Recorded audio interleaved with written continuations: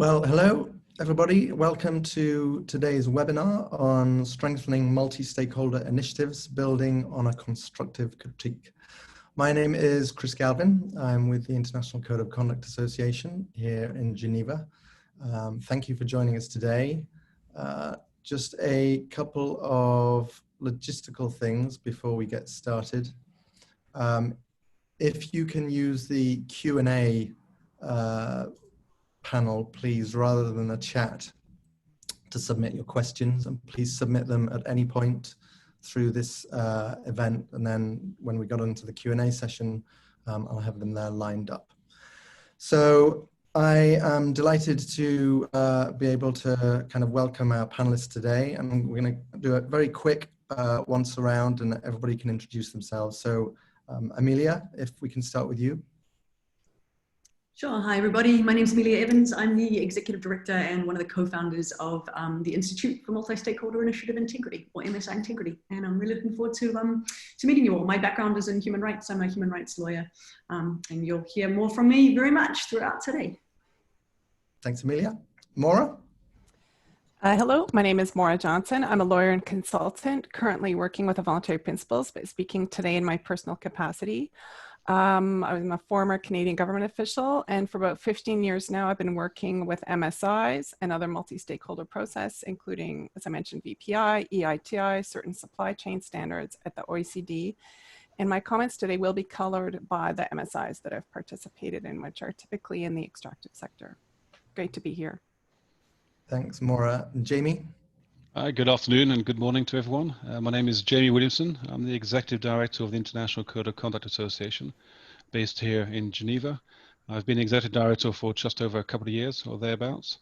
Previously working with the International Committee of the Red Cross in numerous locations, and before then with the United Nations and their judicial mechanisms in different parts of the world.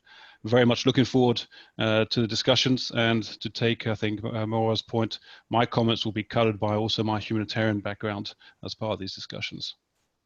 Thanks, Jamie. And finally, Anneke. Hi, everyone. I'm Anneke van Woudenberg, and I'm the Executive Director of RAID, Rights and Accountability and Development.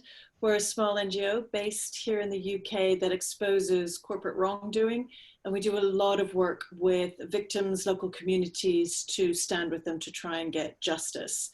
So we engage a lot with companies, with governments, with multi-stakeholder initiatives in order to try and bring justice using complaints mechanisms, hard law and soft law. So great to be here today.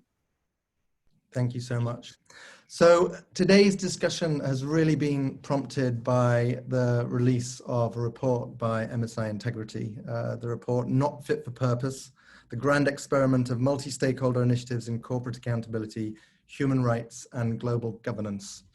It's an attention-grabbing headline. It grabbed our attention. And it serves a wonderful purpose of really giving us a moment of self-reflection and thinking about how we move forward, how we grow, both as an organization ourselves, but these initiatives in general.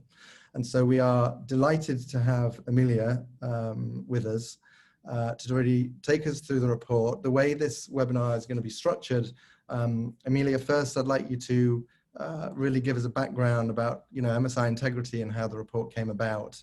And then once you've done that, we're going to get meat into the findings of the report. And there are essentially 6 insights.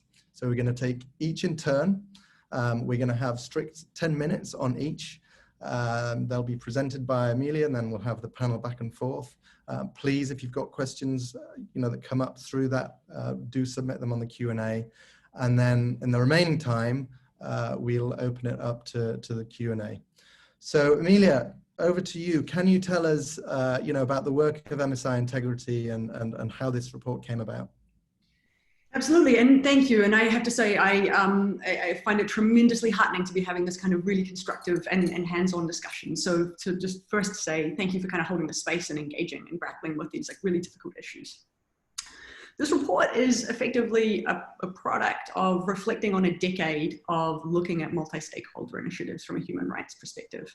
MSI-Integrity was incubated and launched from the International Human Rights Clinic at Harvard Law School. And kind of, I won't go into the full history of the organization, but effectively back in 2010, we were approached with questions and concerns from a number of different constituents who were involved in different MSIs about this question of what makes multi-stakeholder initiatives effective, and how could we know before we join an initiative, because we've now joined so many, whether the one that we're going to join is going to work. Because once you have committed to membership, there's strong kind of political signals if you exit.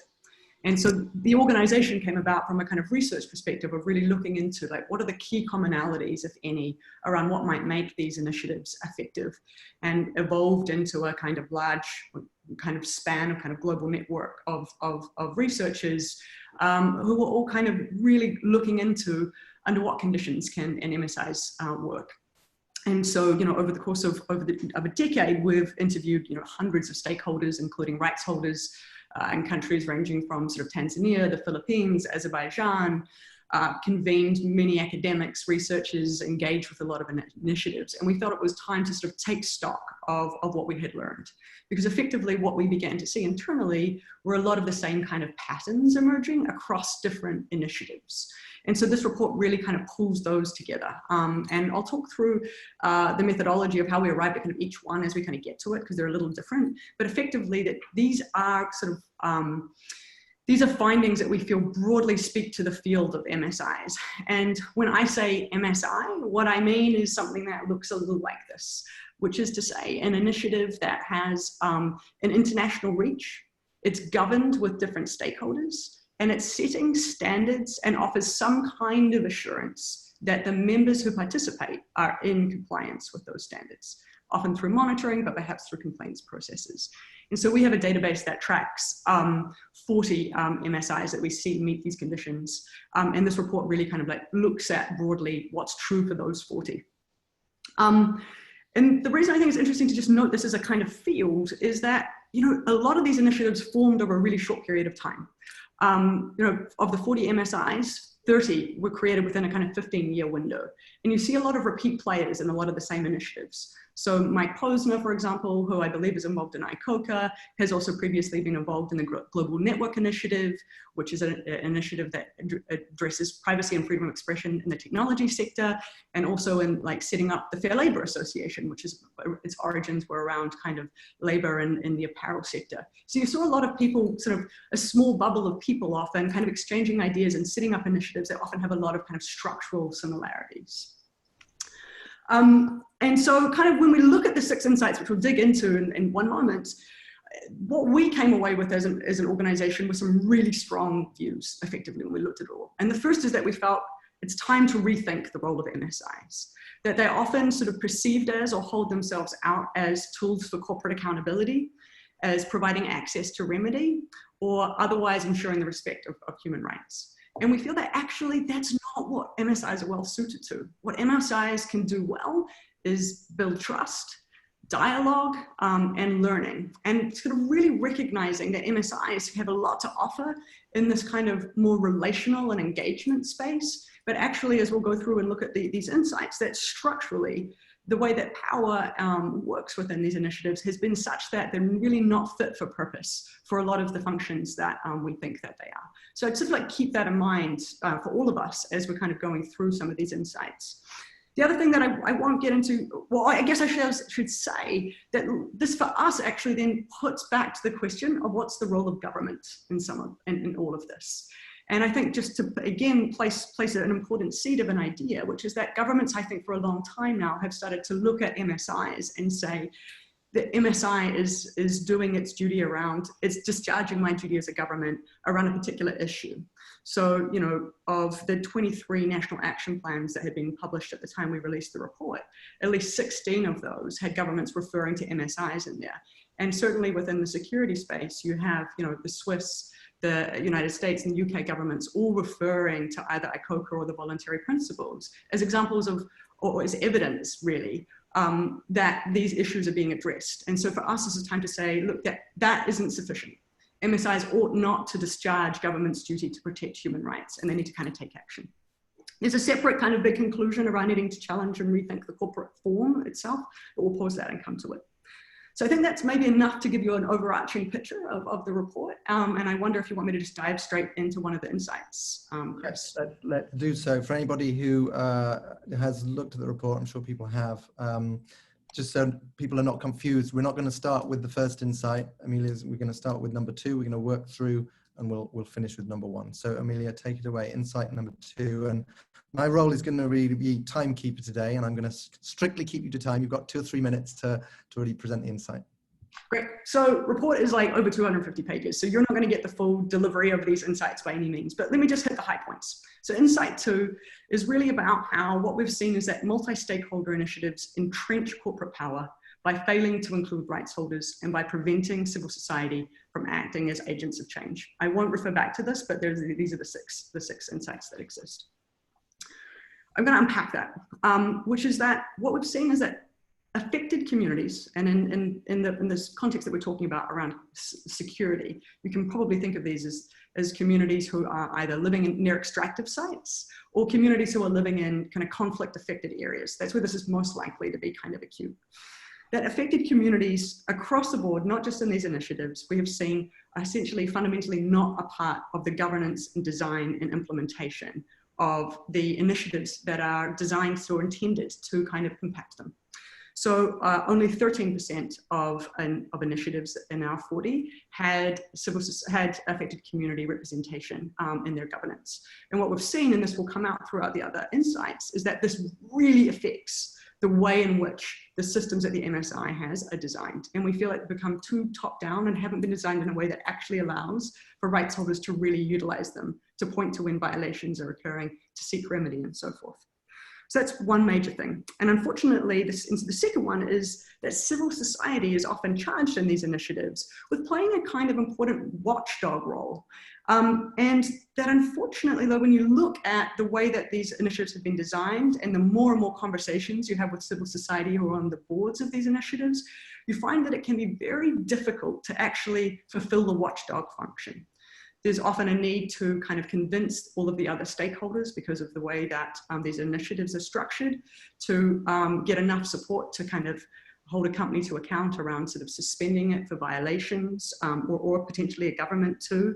And in fact, a lot of the processes become highly drawn out, the decision-making process, really delayed.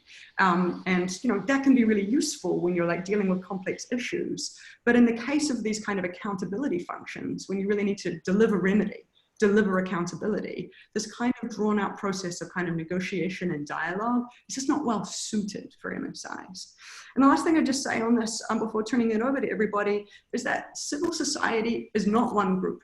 Civil society is incredibly disparate. And one of the difficult things for these initiatives is that often the other stakeholder groups, companies in particular, they basically have a shared set of common interests, which can be really basically boiled down to kind of preserving reputation and profit maximization, if we're just being cynical. But for civil society, they might be coming in thinking about the environment, they might be thinking about international policy, they might be thinking about local effects, and there can be all sorts of disagreement within civil society itself, rather than a kind of unified voice that can create problems. Thank you. Thanks. Anneke, your organization works very closely with affected communities, so I'd be interested in your kind of take on this. What are the challenges of working with those communities and bringing them closer to the table? So I suppose just my kind of first initial reflections on this. Look, I think so much of what's pulled out, both in this insight, but throughout the report as it relates to affected communities, is so true in our experience as well, which is local communities so often not consulted.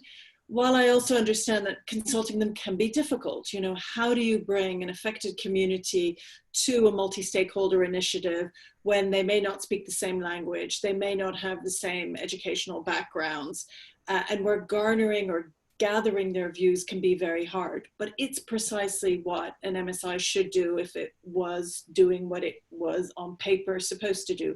And I think for us, our experience is indeed the same, which is that these MSIs don't work in that regard for rights holders.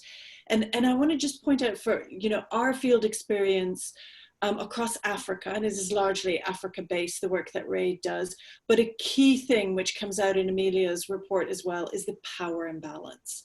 And we see that in so many of the cases that we bring, where it usually is that the rights holders, the local communities, the victims, don't have the power to design what might be appropriate remedy for them, to have their voices heard. They're often caught up in very complex processes which require them to have lawyers. They never can afford lawyers.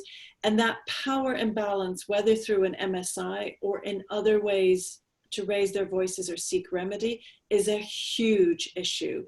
And I would say that we see that in nearly all of our cases. I want to point out just one other thing that I think what Amelia said, which I find very true in our experience, the very small network of groups that are usually involved in MSIs. And that goes as well for civil society groups. And frequently the civil society groups that have been participating aren't necessarily the ones asking all of the very tough questions. Sometimes they are, but often they're picked because they're the ones that are acceptable to the corporations.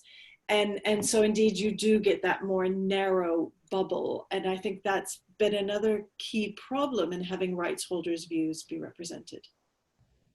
Thank you. So let's turn over to the MSI perspective now. What are the challenges here? Can you unpack some of this for us? Maybe first, Mora. Great. Yeah, I agree. I thought this chapter was very insightful. MSIs depend heavily on civil society participation, which is frankly often the linchpin of an MSI. We need to hear directly and engage with rights holders, affected communities, and so on. Yet the challenges of effective participation really resonated with me, like on all kinds of levels. Even in Canada, for example, I've heard things from Indigenous groups that are being consulted on projects and complex issues, and they have to read 1,000-page technical reports and provide comments in 2 weeks, and they don't have the capacity to do it. It's poor internet connections, language issues, you name it. The challenges, the impediments to effective participation are enormous. So I really, as I said, it really resonated with me. Just a few comments. I do think that the idea within MSIs that every constituency needs to create consensus within that constituency is actually dysfunctional, and it limits a really cross-cutting conversations that can occur if there's sort of pillar solidarity imposed. And so some MSIs that I've been involved with that, where that's more relaxed, is just a lot more functional discussion. And I think that helps enable a lot of different civil society actors and community, actors to participate without the need to try to negotiate positions, for example. Just a couple of other thoughts. One is on the ground engagement. Multi-stakeholder engagement can really be hopefully a bit of an antidote to sort of everything happening in London and Paris, and so it's working groups on the ground, multi-stakeholder working groups that enable people to have regular meetings and talk to each other can be really useful. But these groups do need support, and they're typically led by an NGO, and they need support from the MSI. And I think the other thing is like maybe going to the field. If an MSI can go more often, instead of trying to bring affected communities to large capitals, which can be quite alienating and difficult. But when I've seen this, it's sometimes worked very well. Go right to the communities, local stakeholders, listen, spend time, learn, hopefully action what you hear. Thanks so much. So you've got to be on the ground is definitely one big takeaway. Jamie, you've got a minute to have an intervention here. How to go from 3 minutes to a minute? I thought Well, it was. No, okay, fine. I'll be very, very quick. I think first, Just to note, the report for us is very, very timely. As an association, we are one of the relatively young ones, having been established in 2013, having become operational in 2016, and then having our first strategic plan in 2019. So you'll see in our strategic plan, some of the objectives that we've laid ourselves or sort of set ourselves, as well as some of the goals, very much resonate with the content of the report, which is fantastic. I think 2 quick points I'll make, which are sub-points in those 2 quick points as well. The first, in terms of the representation, the structural representation, fully agree in terms of the need to have that kind of equitable representation at the governance level with a sort of equal voice and being heard. So the association, the ICoCA, has that sort of multi-stakeholder approach at the level of governance, the equal voting rights, the majority across the pillars, and sort of the same level playing field as such. So the board has to be built as a board which is fit for purpose with a collective responsibility and not a pillar visibility only. But that's at the governance level.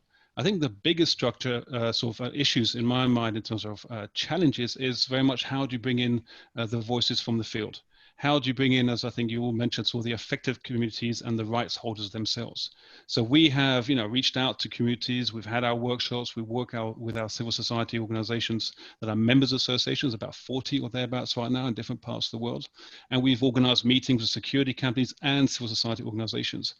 But the reality check is, for us, private security is not one of the core issues that most CSOs look at in country. As you mentioned, there's a whole range of other issues that rights holders put before the question of security. So we have that first challenge of raising awareness that there is that security element that we need to look at from a rights sort of element. That diversity component is fascinating. We see it over and over again. There's such a diversity of issues and interests that trying to bring some consensus forward in the field is also a challenge. But I think the most important point in the sort of 2 minutes I have is a question of funding. If I take it from a humanitarian perspective, looking at the grand bargain and the so-called 25% funding to local national responders, to see whether or not that's been replicated in the CSO communities that we want to work with right now, I don't think it is. And so the question is, if we're going to work effectively with rights holders and civil society organizations through strategic partnership, how do we ensure that funding reaches them as well, to give them that capacity to be able to work with multi-stakeholder organizations, which are predominantly based in capitals in different parts of the world? Great. Moving on. Insight 3, Amelia, you've got 2 minutes. Sure. So insight 3 is around the actual standards and the kind of scope that a initiative tackles. And what we saw there is really a concern around the way in which this tends to be kind of narrowed from if you were just sort of stepping back and thinking about what would be the key issues and how might I most effectively address those issues for this industry. The answer you deliver for that, we see is very different from, in fact, how MSIs have ultimately emerged. And so this insight is about how we've seen that MSIs adopt weak or narrow standards that risk creating a misperception that abuses are being effectively addressed, or that overlook the root causes of abuse. There's a lot in the report around sort of a lot of initiatives using very kind of either weak language in their standards, sort of suggesting through their kind of mission that they're addressing a very broad range of issues when in fact they might be narrower. This is particularly true around initiatives that are consumer facing. We do sustainable palm oil, or those that are the Marine Stewardship Council that's putting these sort of certification marks on products. In this space, I think what's more relevant is the finding that we had that many MSIs set standards that assign responsibility to actors that are less powerful or less well-resourced than others in the initiative. By which I mean, in this particular context, we don't really see obligations being put on home states, on global north governments. They participate in these initiatives. They have decision-making power, but in fact, they're being asked to do very little.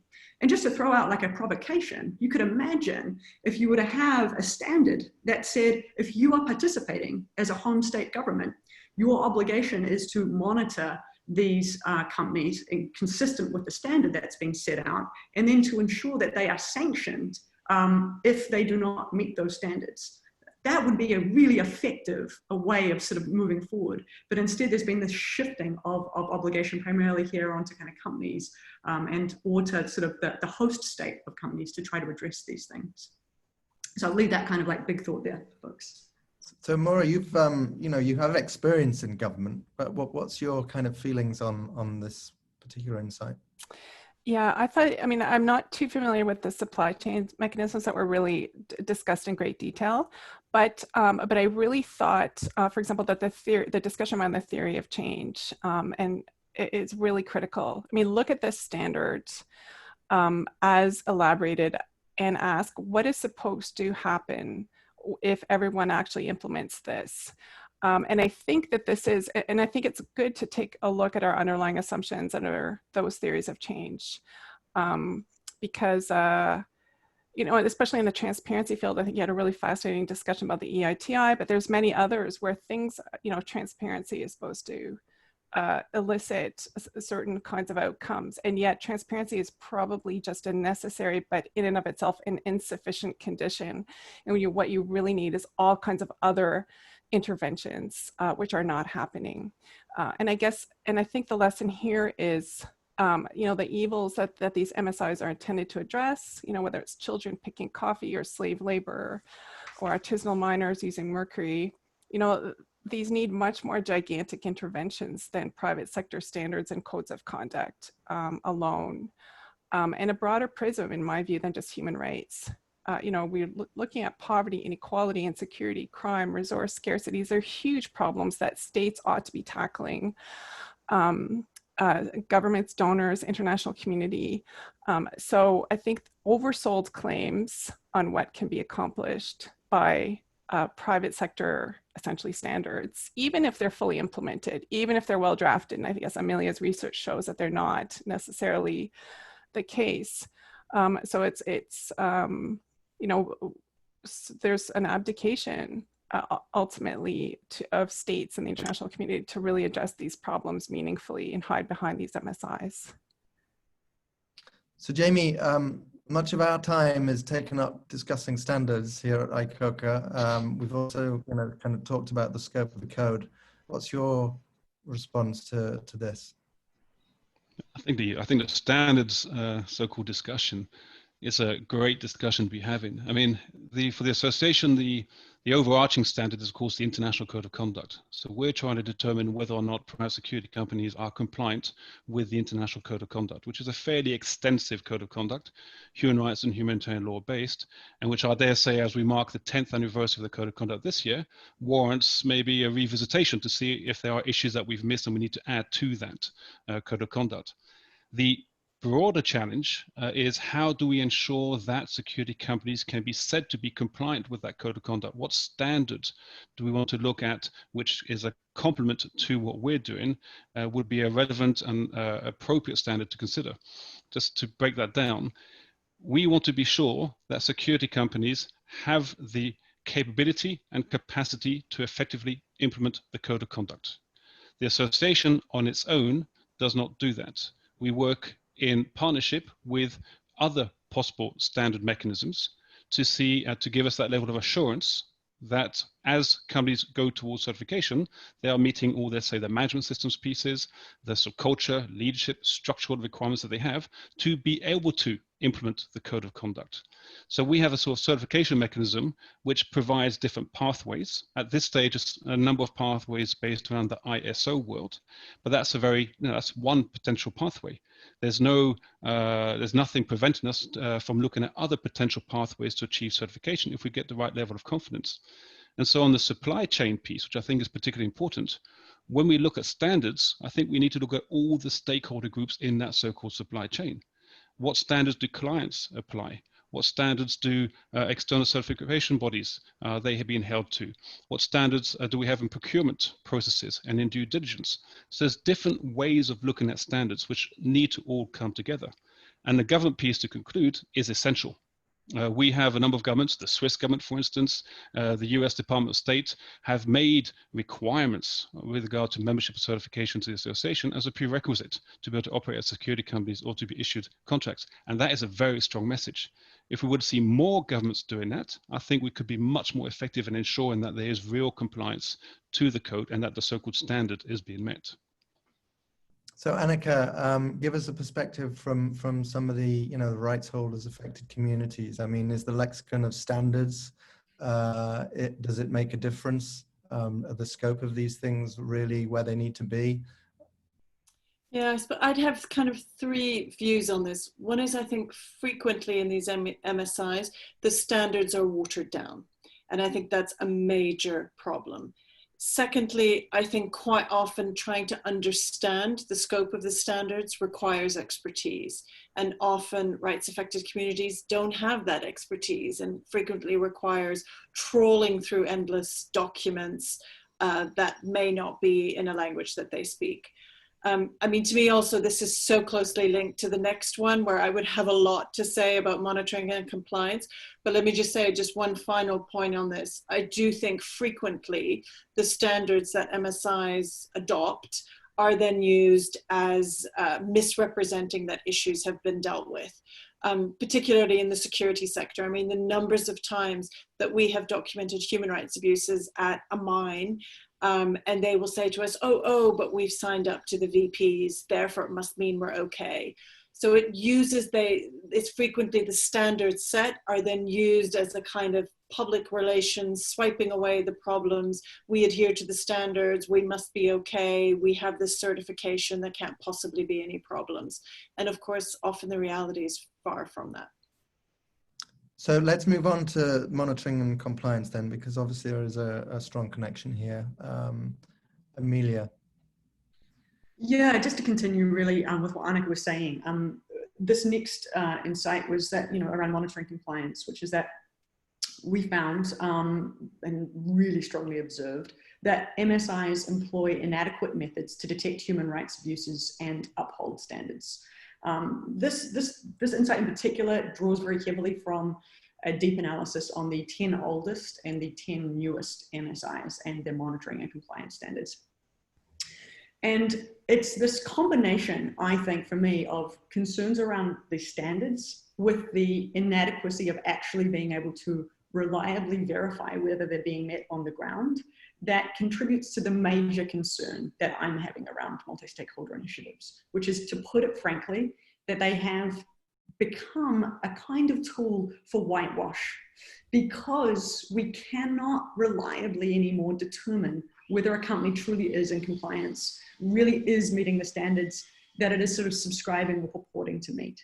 And the sort of combination, I think, should put us really on alert for what it means to sort of just take these certifications or take this monitoring kind of at face value. So quickly race through just two things.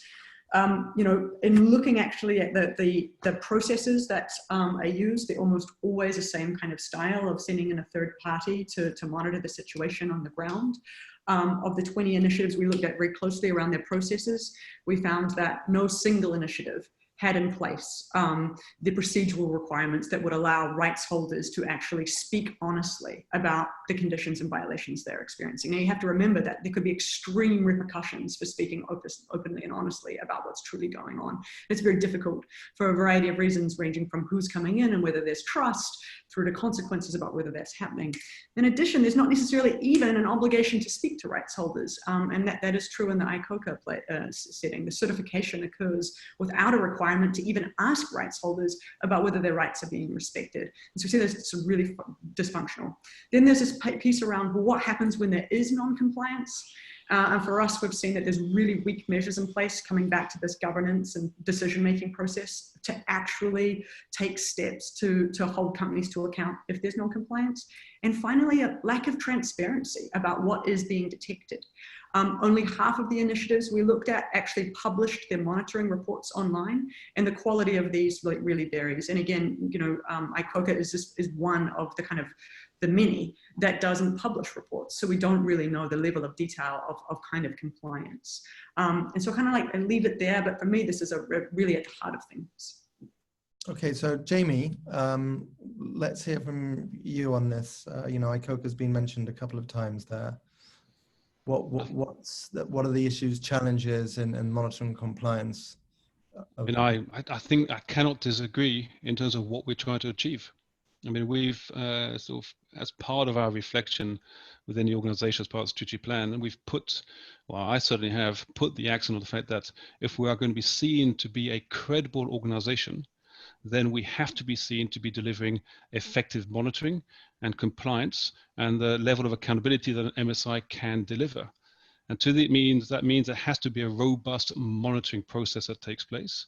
It has to be coupled with certification. It cannot be distinct from certification, because in my mind, a certification process is only one step. It's one tick the box substantive at many levels, but it requires an ongoing monitoring and verification by the association to ensure that those companies remain compliant. So how do we achieve that? I think that's where we're at the beginning of the process. The first major challenge, I would say, is how do you get that information? I mean, we have two stakeholder groups in terms of right holders. We have those working for security companies that may have grievances against their employers. So they have all their repercussions that may go with that. Then you have the potential communities which are affected by the operations of security companies. Simply sending out teams from ICoCA on a regular basis to do some monitoring is insufficient. Working with their local CSOs is one possible way of considering additional sourcing of information. But in my mind, monitoring cannot be seen as an isolated responsibility of the MSI. The MSI can be that convener body to bring in all the other potential sources of monitoring information, allegations to the table. So that requires, personnel to have that confidence. It requires the media to be out there as well, clients to be making the right kind of statements, asking the right kind of questions, other MSIs to be working collaboratively on these issues as well. And in terms of transparency, not in response to your report, but in response to what we're trying to do. We're rehashing our website at present. I say rehash because Chris is leading this process, and he gets a little bit frustrated at the end of each day on these matters, but it's being able to publicize on our website, a bit of a case tracker, and to the extent that we can share information without jeopardizing the processes, putting that out there as well. And, hearing back from others, including our membership on what is viable, I think is particularly important going forward. Anneke, again, you're working with these affected communities around the world.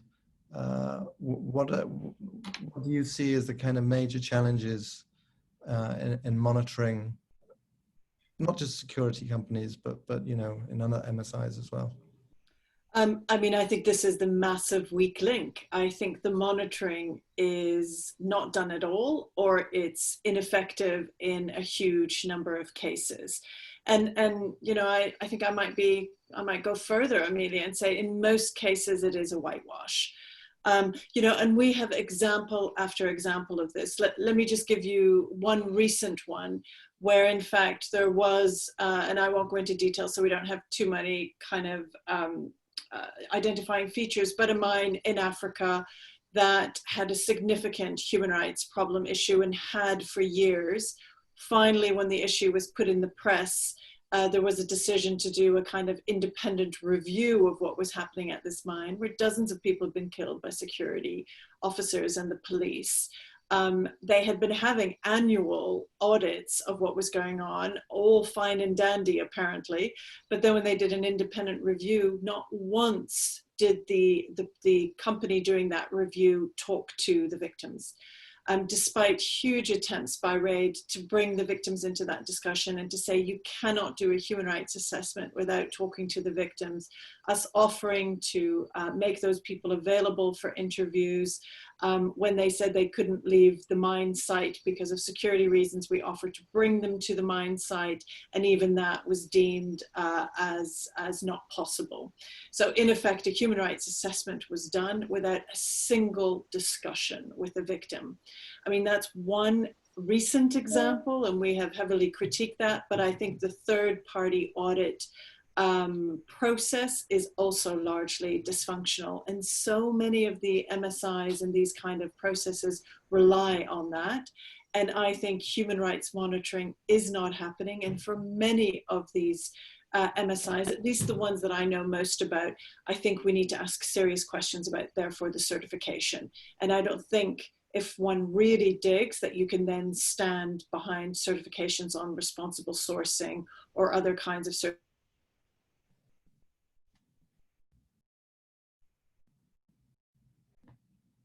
Anneke, we've lost you. I don't know if everybody's lost Anneke, but hopefully you'll be back. Mora, let's hear from you. Obviously, you know, major reservations about the effectiveness of monitoring and compliance. Where do you see things going? How can this be improved? Yeah, no, I think the report offers a really fair criticism of MSIs in this perspective. It is a real issue for sure. And I thought that Jamie offered a lot of insightful comments, which is how do you actually do this well?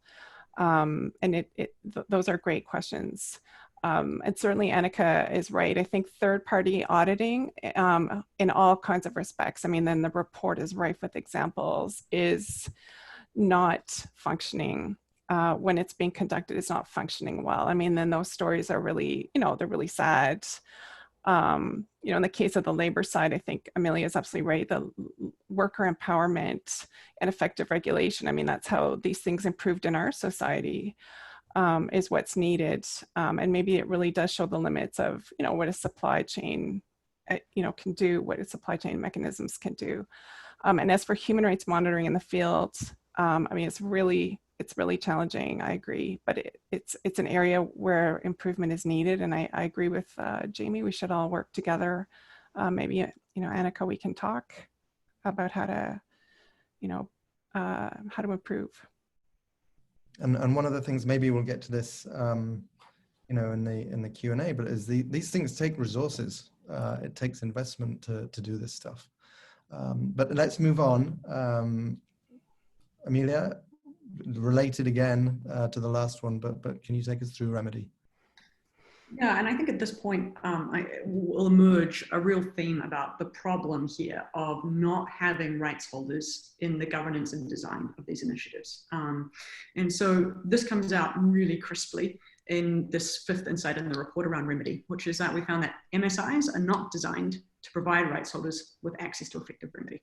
Very straightforward.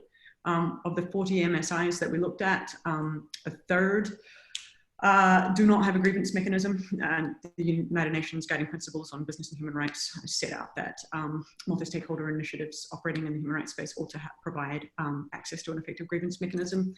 Of those that do have grievance mechanisms, they do not meet even the basic effectiveness criteria as set out in the UNGPs. You know, that's particularly acute around accessibility. Do rights holders even know that there is a process from which they can, you know, file a complaint? And I would go one step back, and while we don't have systematic evidence on this, my experience with MSIs and talking to communities, there's a more fundamental question. Do they even know that this initiative exists? Do they even know of the rights that are sort of, and benefits that are being purported to be given to them through the initiative? And our experience is sort of fundamentally not the case. So only 10 initiatives provide complainant information in language other than English. And when you look for these sort of complaints mechanisms, they're often deeply buried in a website. You need a lawyer to kind of go in there. They're not really for communities to directly report what's going on. They lack predictability for the most part, although not always. And they're often, frankly, just not equitable. They're really complex, confusing, they're difficult to use. And Anneke, I'm sure, can kind of speak to that. We've touched on transparency around monitoring. That holds true around complaints processes too. There's only 4 initiatives of the 40 that publish the overall number of complaints filed or resolved. That's just staggering. And so I think kind of taking away from this, what we've seen is that the mechanisms that have been developed, like other parts of these initiatives, have not been designed with rights holders first and foremost in mind. They've not been designed from a perspective of, can a rights holder file a complaint and get access to remedy? Same with the problem with third-party auditing. The rights holder is not at the center of it. And so I'm hoping that some of this conversation can get to what might happen if we put rights holders at the center of designing solutions. And of course, it sounds like we need some design thinking around this. But Anneke, I think you're probably going to largely agree with what Amelia said, but let's hear. I hope I'm back. Sorry, I think I had an unstable internet connection, which may return. Look, I totally agree. Remedy is not just in multi-stakeholder initiatives, but I think across the board in this space of corporate accountability, a huge weak link. And there, you know, I could probably count on just one hand the number of cases, well, maybe a bit more than one hand, maybe two, but the number of cases where remedy is found for rights holders and for victims. I would say, look, you know, we've done a lot of work with operational grievance mechanisms and other types of grievance mechanisms designed often by companies in order to provide remedy. In none of the cases that we have engaged in to date do we find grievance mechanisms that are fully independent and that are easy and equitable for rights holders to use. More often than not, these are mechanisms that help to limit liability for companies. So, you know, I think that's a huge challenge, and it should really make us ask questions as to whether it is worthwhile engaging with MSIs at all, and what further step, in fact, we need governments to take on regulation. And I think we'll probably come back to that a bit more at the end, but I think some of the questions that Amelia's report is asking about the function and the use at all of these mechanisms is genuine and is important. And for me, it's the key of the failure of the human rights monitoring and the failure of remedy for human rights abuses. Those 2 points to me are critical for us to say, then they're not working. And look, our experience shows in most cases, in fact, in all cases, they aren't working. So I don't know if it's just a simple matter of redesign or saying, actually, they don't provide remedy, so we need something else that will provide remedy. So I kind of lay that challenge out there. I think Amelia's put the challenge in her report, but I don't see these mechanisms providing remedy. So Jamie, can these things be redesigned, do you think, or is this really, should this be taken out of the scope of multi-stakeholder initiatives? I think it should be taken out of the scope. But again, I think the report alludes to this, and it's something that we've looked at as well. I don't believe the MSIs as a standalone setup can actually be the organizations that offer the remedy. Just to play that down, I mean, I come from an international justice background, a humanitarian law background. So remedy, I also look at questions of justice. What kind of remedy are we looking at? Is it compensation? Is it judicial? Is it penal? Et cetera, et cetera. Then where does that remedy lie? Who is meant to provide that remedy and that sort of reparation to the individual who's been aggrieved and or been harmed by the security company, by the corporate entity and the likes? And I think the struggle, this is where I agree in terms of the communication piece, the struggle I find is that there are so many potential grievance mechanisms out there along the so-called supply chain. The companies have them, the clients, security companies have them, the association has them, multi-stakeholder organizations in different fields have grievance mechanisms. If you're a rights holder and you've been harmed and you're basically an individual in a high risk environment, a complex environment, in a conflict environment, how do you even know which mechanism to turn to have some form of remedy and to be heard? And then secondly, would you even know that there are such remedies out there? Would you simply just give up? Because it's virtually impossible to go to a website, to go to a hotline, to go to the internet in a particular conflict environment. So I think there is that sort of real struggle. And I mean, and having worked, you know, actually spoken with the UN Working Group on Business Human Rights about this, I mean, I sort of, you know, coined the phrase, you know, it's that ecosystem of grievance mechanisms. There are so many out there. But in my mind, we need to find some way for those rights holders to have the access to the right mechanism to see his or her rights being fulfilled and that reparation taking place. So I think there's a role for MSIs, but I don't think unless MSI becomes huge and the weight of government, then MSI can actually provide that remedy effectively to aggrieved individuals. Mora, do you concur? Is the kind of the patchwork of grievance mechanisms just too confusing and too inaccessible? Or? Yeah, I mean, this has been highlighted for a long time. Access to a remedy is it's a huge gap in the international system, and it's a really, really challenging one to solve. But I agree with Jamie's observations and the conclusion that MSIs are not designed to do this well for a number of reasons. I mean, they're not regulators with powers to compel, investigate, jail, fine. They're groups of self-selected stakeholders who show up on a voluntary basis, who can leave anytime, and which are not really promising building blocks. And of course, good remedies are really expensive, really complex. Many multi-stakeholder initiatives just aren't resourced at all to do that kind of work, even if they had, were more structurally suited for it.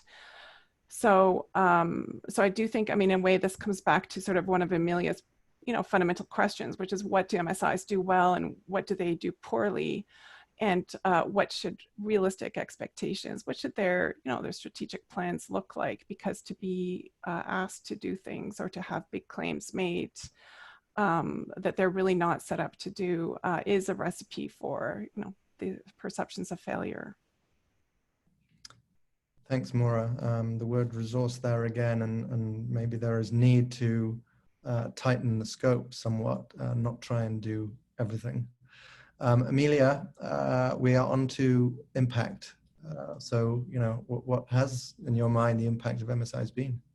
Yeah, so straightforward, which is that, whoa, wrong screen. We'll come back to that one. We're touching on it. But straightforward, the impact has been little that we know about on rights holders. And in particular, the way that we frame this insight is that there is little evidence that multi-stakeholder initiatives are meaningfully protecting rights holders or closing governance gaps. And our sort of position here is that, look, if MSIs are going to continue to be relied upon, as they have been in the past, by policymakers, by businesses, by donors, by civil society, as tools for closing governance gaps, then we need to see evidence that they are fit for that purpose. And I think it's starting to come out of this conversation, certainly in the report, that does not exist.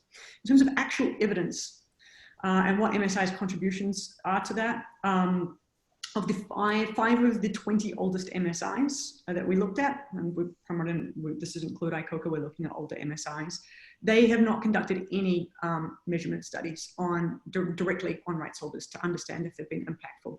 There's a lot of statement of success from a lot of MSIs, but those success statements or claims of kind of victory in many ways are really often about growth. We're now certifying this many companies. Our membership has expanded in this way without actually asking what changes that led to. And then finally, the evidence by external parties like MSI-Integrity and others is incredibly limited to suggest positive impact. At best, there's mixed results. And I won't go into all the detail because there's been kind of hundreds of studies into MSIs, but effectively at this point, it's really, really weak, if any, evidence of positive impacts. Jamie, can you give us the perspective from ICoCA? There's impacts obviously on rights holders, but is there a need to measure the effect, the impact on the companies themselves that are operating? No, definitely. I think we're in a bit of a privileged position because we're still relatively young. So in terms of sort of gathering that first set of data to see what kind of impact we're actually having and where and how we can revise our approach, we still have a way to go. Not too much, but still a way to go to make the sort of relevant evaluation assessment. But I think when we break down the impact, maybe just look at sort of the macro impact, but also the micro impact. And by micro, I'm starting from ground zero. The discussions with private security companies, for instance, the tailored feedback and the sort of the activism we're now seeing for a number of member companies on our work on PSCA, for instance, or when we're giving tailored feedback on certain elements of the code of conduct, on the nature and the content of responses to allegations that we've put to them from aggrieved individuals. We're slowly seeing that kind of growing awareness on the part of our membership and a growing interest to either adapt policies, procedures, to take action in certain regards, but more importantly, to actually have that conversation with us in the first place, to open up a little bit on some issues. So for me, even if we're starting to open doors to security companies to have that discussion, to see the modification of approaches and to see some resolution to some issues, that is a positive impact. It's too soon to say whether or not it's going to be universal growth. I dare say because most of our work is in complex environments, there will always be the outliers and there will be some companies out there that will keep the door shut. But as an organization, we will have to have and do have the confidence to say, right, if we cannot have assurances from those companies that they are engaging impactfully, positively with us with regards to code of conduct implementation, we need to be able to terminate those companies. And that's what the security companies that are operating the standards expect of the association. So it's not all the membership comes together. So the good players want the bad players out of the business because it also tarnishes their reputation as an industry as a whole. So if we can create that dynamic and ownership within, and then to me, it's also that stakeholder group, the industry itself, then I'm sure we could see positive impact. It's too soon, but so far, so good. Mora? Great, thanks. So I agree it's difficult to measure impact, and it's also difficult to attribute change to certain causal factors sort of on a bigger level if you do see improvement. And it is, there is a temptation, I think, to measure things that are easier to measure, which you see. I think there are, I mean, what I've seen, I think more anecdotally and more, you know, on a micro level, as Jamie says, is there is real change where people are motivated to change. And what you do see are companies often that are motivated to improve and that come to MSIs to build their capacity, and you do see real change there. And there's also, you see a lot of learnings, best practices, and sort of the development of heightened expectations and clarifying expectations. So I think, and I just maybe make one other observation, which is, you know, at the voluntary principles, for example, there's been a real shift over the many years off and on that I've been involved. On the human rights side, I mean, security managers will say, we don't call the police anymore. When we see protesters coming, we call the CSR team to go out, meet with them and find out what's going on, and if there's a problem we can address. So there's just been a huge shift in the thinking. Of course, as I said, this is anecdotal, but there's been, but I mean, we do see impacts. I think the challenge is to measure them on a broader level and to demonstrate real change. So, you know, I think that there's a ray of hope here, and maybe, you know, because MSIs perhaps are focused on many of the corporate member actors, then you know, we are able to see some impact. Anneke, I'm going to turn it over to you. I think you might bring us back down again, but how do you look at this? Yeah, look, I thought it was a very powerful part of the report to see that actually, you know, there isn't much proof of impact. So I just think that's a real challenge for all of us, and especially those of you involved in MSIs. One thing I wanted to just highlight, you know, one part of the work that we do is also helping to challenge companies through the courts and to kind of bring cases on behalf of victims and rights holders whose rights have been abused. And what I find very telling is the responses that we get from companies when in front of a court of law. And then when we have said, you know, but this is a company that has signed up to ethical sourcing, or a company that on its website claims to sign up to a whole host of principles. What companies frequently say when before a judge is those are not binding. They are meaningless. And I think it's a very interesting piece of work for us to actually pull out, what do corporations say when before the courts? And we're starting to now, that's starting to be gathered in a variety of different jurisdictions, but I think that's particularly telling. And of course, what it tells us is so much of this, often, not always, but so much of this is partly for public relations. And so what a company might say they adhere to and what they do are very different. And I think the stark truth of that, we can see when they make declarations before a court. So look, another piece of work, Amelia, at some stage maybe to be done, would be to gather those bits of information too, because they show us a very different picture. And indeed, they do show us that this is sometimes just mere words. So one of the challenges of, I guess, soft law is that it is soft law. Emilia, can you walk us through the actually the first impact in your report on influence? Yeah, sure. So the final one to focus in on here is influence, which is that we observed concluded that MSIs have been very influential as human rights tools, but that influence, along with their credibility, is waning. And effectively, you know, these initiatives, they were the default response to crises in the human rights space throughout the 90s and 2000s, and many of them were formed in that period. And I believe there's sort of a honeymoon period. They were never universally liked by human rights activists, to be clear, but I think there was a period when a number of NGOs were open to just seeing, could these work? This is an innovation. What other options are available? And it seems that honeymoon period is kind of over. But during that moment, you did have a kind of high watermark in which like MSIs were included in the UN GPs. They've now got more than 10,000 companies participating in them. They've been referenced in many international frameworks, everything from sort of like those set up by the various international financial institutions to the UN. But effectively, what we've seen is, you know, a number of civil society organizations who are involved in founding these initiatives have walked out. This is not true of all MSIs, but certainly in the security and extractive space, you've seen the Global Witness walk out of the Kimberley process, publicly stating lack of belief in its ability from an accountability perspective.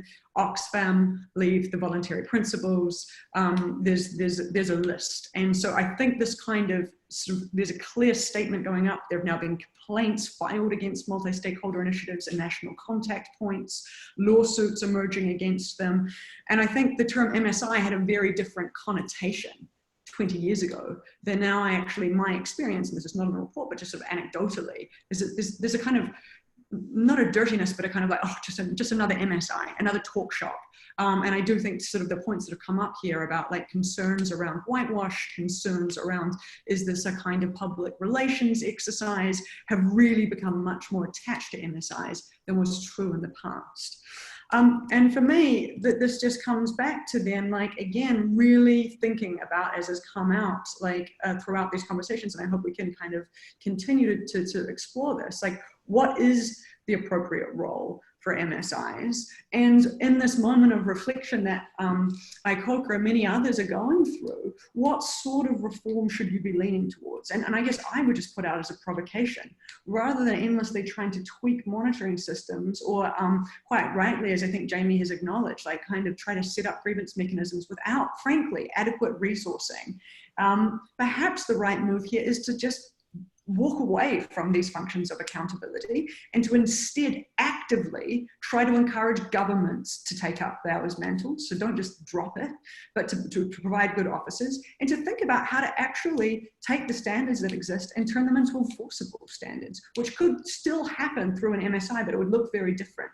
And that's something that we haven't talked about here, but just a final thought on this is like, there's just been a kind of assumption that MSIs will remain voluntary, to Anneke's point. But in fact, there are ways in which you could make these standards legally enforceable. And companies could be required, or governments, as has been raised before, as a condition of membership, to make these legally binding through their contracts, through the ways in which they offer jurisdiction to different countries. And so how could we, if we were going to remain in the accountability space, rather than trying to jam up the MSI to recreate the government wheel, how can it instead just, in fact, be a mechanism through which we're using existing judicial mechanisms and oversight bodies, which are more well-resourced, to try to solve these issues? Anneke, I'm wondering, you know, this is insight on influence. Has RAID ever considered joining an MSI? If not, why not? Do you think you could influence better from the inside or the outside? So in the past, my predecessor at RAID was involved in some of the initial setting up of some of these, or at least providing expertise on it. But, you know, I think it's important that there's also critical voices on these from the outside, and frankly, organizations that test to see if they work. And I think we need more of that kind of on the ground research, documenting the human rights abuses, testing out the grievance mechanisms, testing out to see if remedy is possible, because that's the only way we will come to solutions. And I think one of the things that's so telling about this report, and Amelia, I found this so interesting, is kind of putting it back into that context of the crisis that did exist, right, 15 years ago or so, when in fact the hope was for stronger international regulation.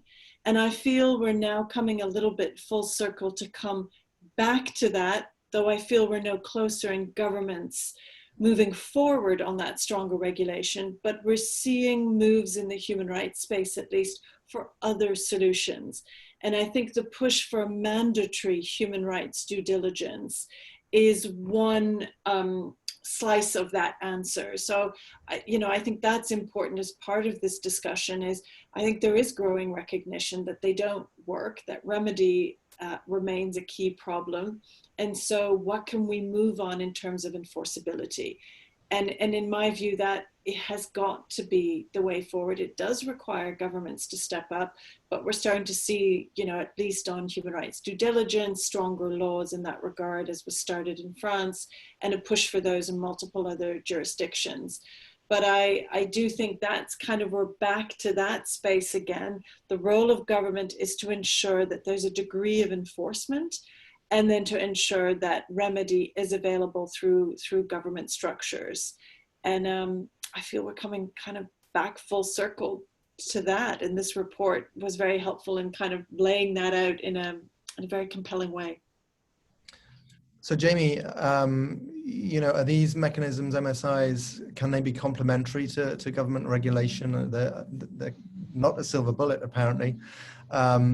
And also, I'm just interested on the CSO front. Maybe we have the benefit of being a young association, but I think we're in a growth phase for ourselves and experiencing, a growth in CSOs, especially national CSOs. We have someone asking questions today.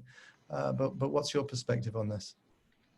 Thanks. I think I come from I'm fairly lucky because I'm fairly new to the MSI world. So much more of my approach, and I haven't been tarnished with this positive negative about the past 10, 15, 20 years of MSI operations. The approach that I've taken on at the association is much more okay, this is what we're looking to achieve, figuring out what the parameters in terms of what we have the capacity to achieve, and then try to identify how you bring the other parts of the system together to have this level of success in terms of what we're trying to achieve. Now, our end goal is, let's say, the implementation of the code of conduct, responsible private security, respect for human rights, and so on. Alone, we can't do that. And I want to use the multi-stakeholder approach. I use different terminology, like a shared responsibility. I fully agree that governments have a major role to play. The handful of governments that we have, which are part of our association, I know have been taking regulatory steps and licensing steps to rope in and to ensure there's a level of oversight. But that comes out also of their pre-existing international legal obligations. In terms of sort of judicial remedies and impunity and accountability, that likewise has to lie at sort of a domestic level with the judicial remedies offered by sort of courts and elsewhere. The challenge I throw out to all of us here is, yes, but what do we do when we're working in high-risk environments where there's weak governance and security vacuums, where the judicial remedies are not there, where the regulatory frameworks are not there? How do we raise that level of transparency? How do we raise that level of accountability and oversight along the supply chain?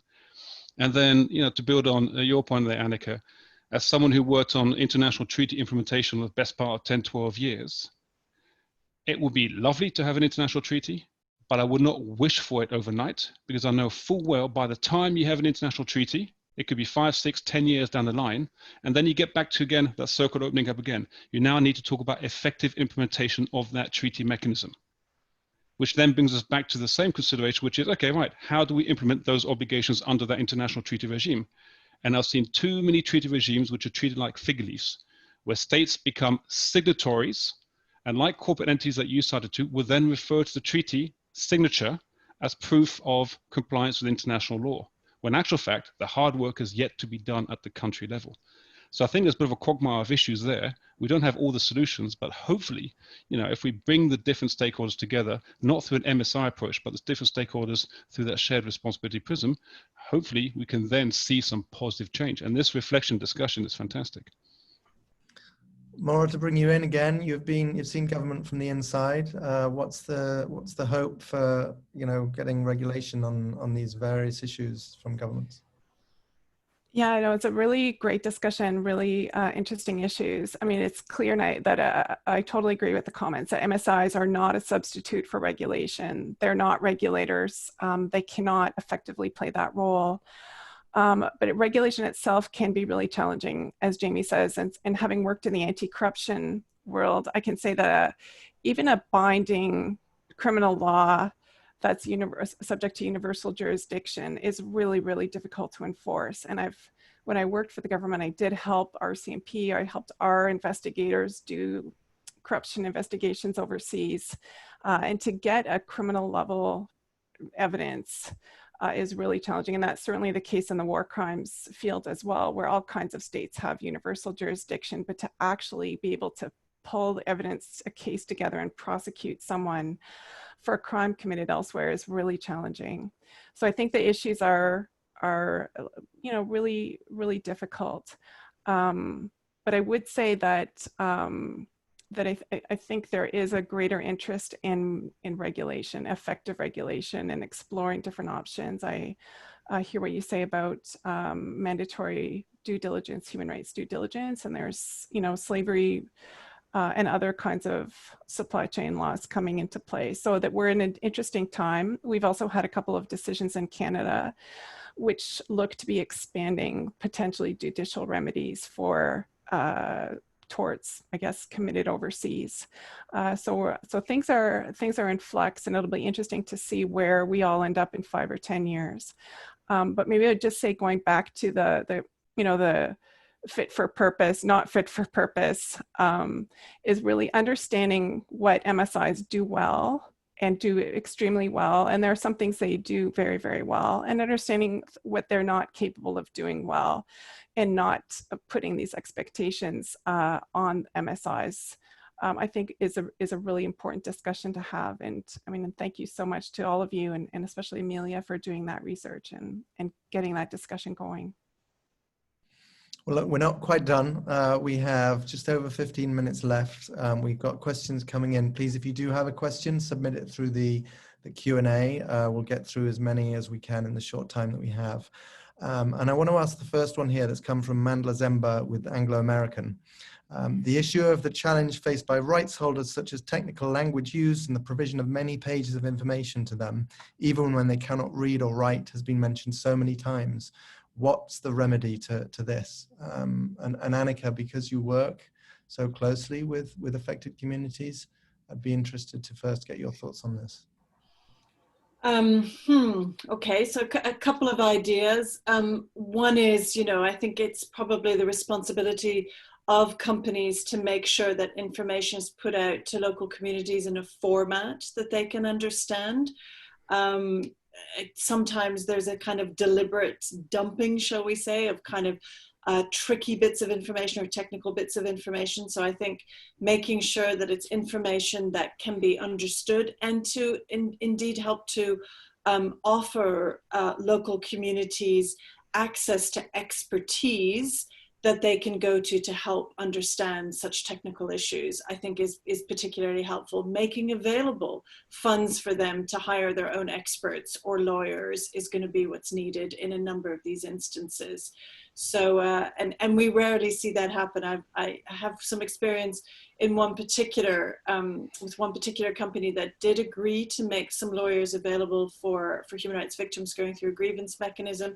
It was such a small amount of money that they could hardly find any lawyers willing to take up their cases, and then it would only have paid for an hour or 2, 3 hours maximum. And that in cases of killings or of severe beatings was just not enough to have any kind of expert representation. So those would be some ideas I would throw out. Does anybody else want to respond to this? I guess I would just add to those fantastic ideas, Amelia, we can't hear you. Oh, There sorry. we go. We can now. Just those fantastic ideas that, like, I think there's often kind of, in my experience working with rights holders, there's this idea that it's going to be so difficult and so complex to sort of bring them to the table. And honestly, like, yes, it's challenging, but it's not incredibly challenging. It's not that difficult. And I think a big part of the problem here is like resourcing and priorities. And if we were to put the appropriate resourcing and to make it a priority, you would be able to do that, just like companies are able to operate in very complex, conflict-affected environments and still mine successfully. I mean, you know, like these are not insurmountable. I think they're just really deep reflections of like, where have we kind of socialized ourselves as appropriate to kind of allocate our resources. Mora, Jamie, do you see this as a resource issue? This has come up, not just, you know, about this, but many other things as well, monitoring compliance more. What is the resource problem here?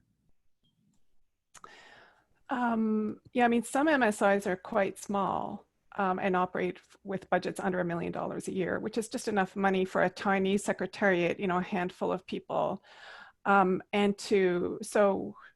it would be a massive economy of scale to sort of change all that.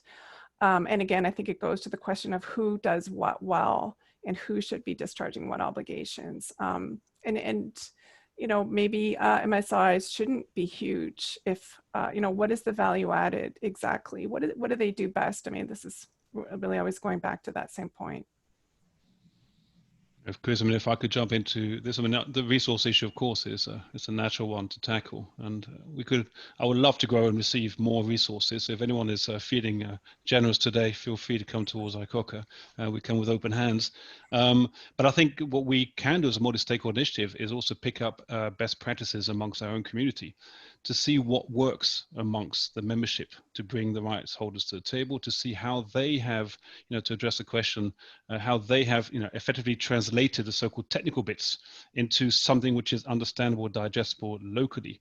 Is it through welfare meeting with their staff, where they go through these issues and try to explain what it means? Is it through, you know, effective community liaison meetings and officers? So what mechanisms do companies put in place, and which ones have been seen to be effective, and then maybe use those as best practices, as shared best practices with the rest of the membership? I mean, that's a practical step. It may not be the only step, but certainly a first practical step that MSIs can encourage with their membership. So I want to turn to the next question.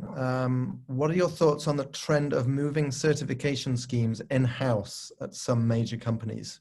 Has that made things better, worse, no change? Is it an attempt to avoid scrutiny or a reaction to the issue raised about mainstreaming MSIs?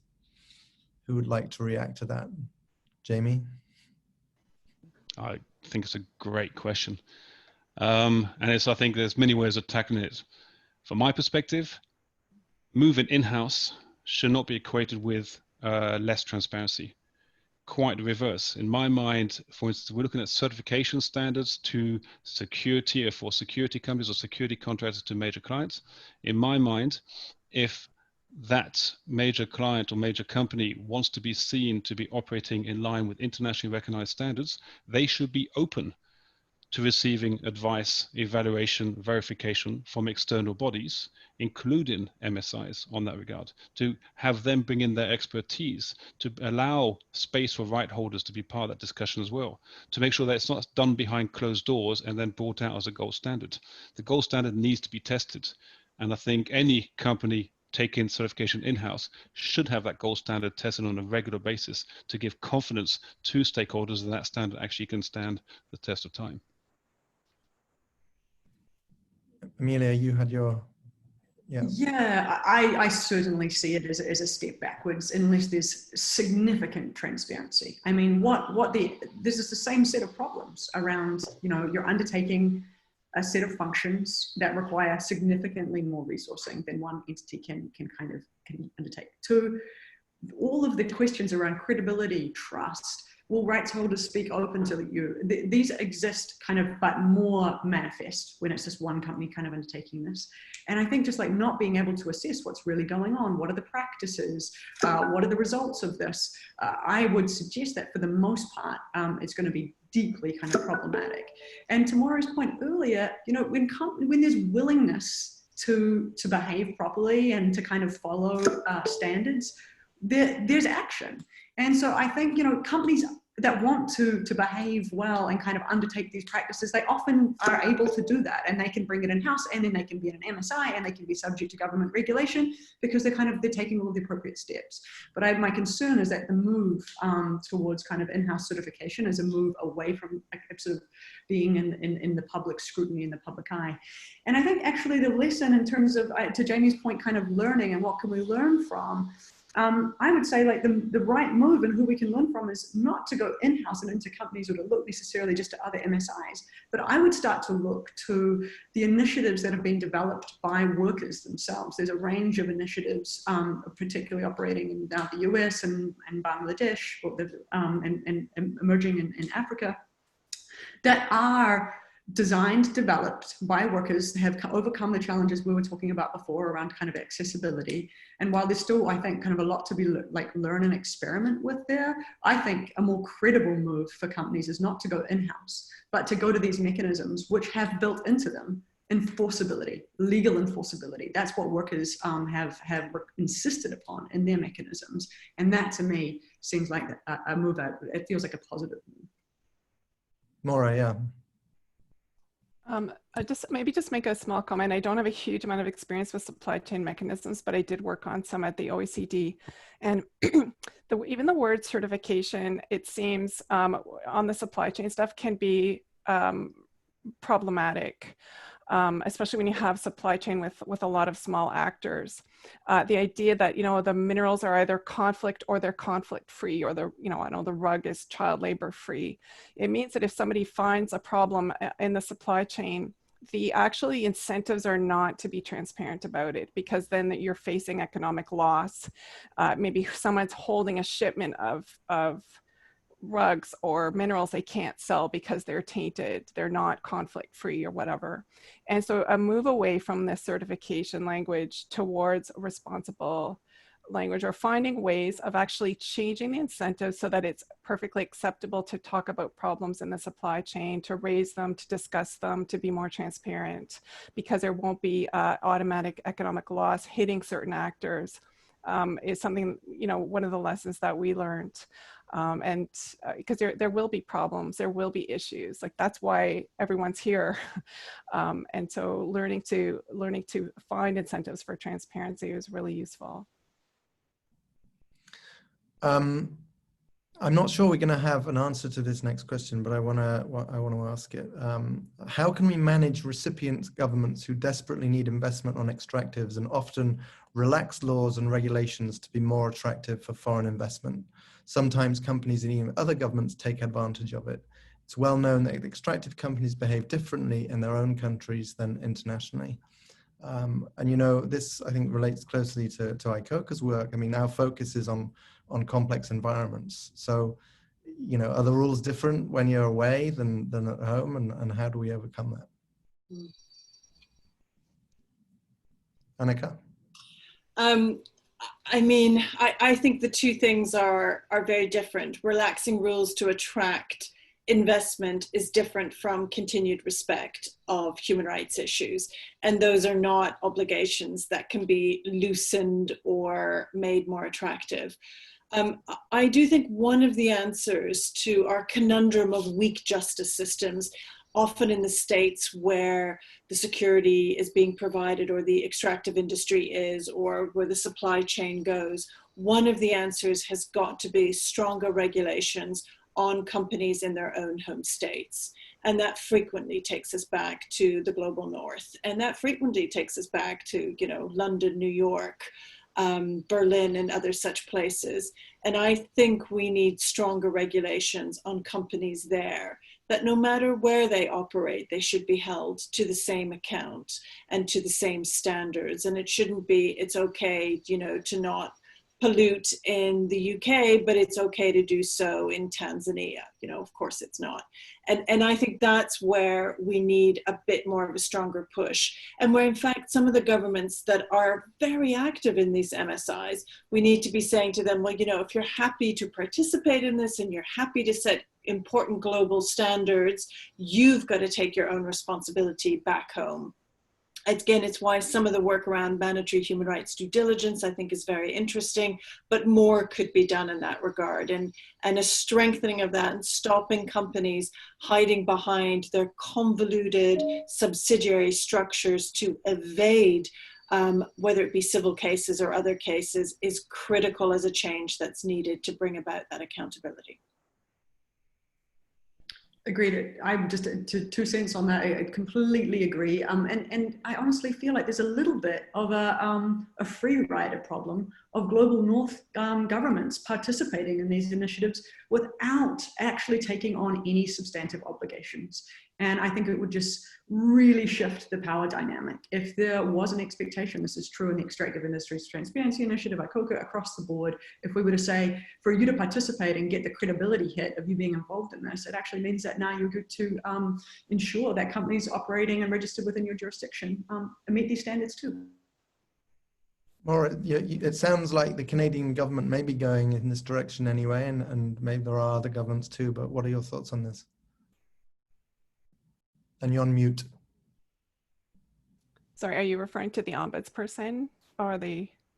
No, you've made comments before about various legislation. Okay. So, we've had a couple of judges' decisions, which seems to be opening the space for more litigation in Canada. We'll have to see where that heads exactly. So that's an interesting, but I mean, it's not regulation. And I think, you know, when it comes to multi-stakeholder initiatives, I think that their strength is helping the companies that really want to improve, helping good companies become better, helping mediocre companies become better, but really the bad actors, I think this is really where multi-stakeholder initiatives don't succeed very well. There's really not a lot they can do. And everybody knows who the problems are. I mean, and what to do about them is really a big issue. And I agree with the earlier comments that, you know, states have to step up when it comes to the real problem actors. Jamie, do you have any thoughts on that, or can we move to the next? I'll be very, very quick. I mean, I fully agree. But what I will say, in addition to the responsibility of the host, I mean, let's say the hosting state, not the country where the security company is operating, for example, but where the company has its, let's say, corporation, for instance, you know, American company operating in Tanzania, fully agree. And that's, I think, a little bit the example that we see with Switzerland. They want to see that level of oversight from companies that they will use, but also companies based in Switzerland. But I think also the second component to look at is not simply the sort of government element, it's also the fact that, you know, we're looking at a commercial entity. So multinationals, you know, clients, their responsibility. They should not be in a position to dumb down their standards simply because they go into a complex environment and they think there may be less oversight in those environments. So somehow they have to be held to account in that regard. So look, we are almost at time, but I want to end with this last question, which in my mind gets to the crux of some of what we've been talking about. And this comes from Amy Casper. It's a short one. The word effective has been used widely throughout this conversation, but how do MSIs judge what is effective? So if you could each give your 30 seconds on that, that would be wonderful. Anneke, we'll go from left to right on my screen. Well, I don't know what MSIs say about being effective, but for MSIs to be effective would mean that it's enforceable, that human rights standards are enforceable, are adequately monitored, and that there's remedy. I don't see an MSI standard that's doing that today, so I think there are very few, perhaps none, that are effective, and I think that's the challenge. Mora?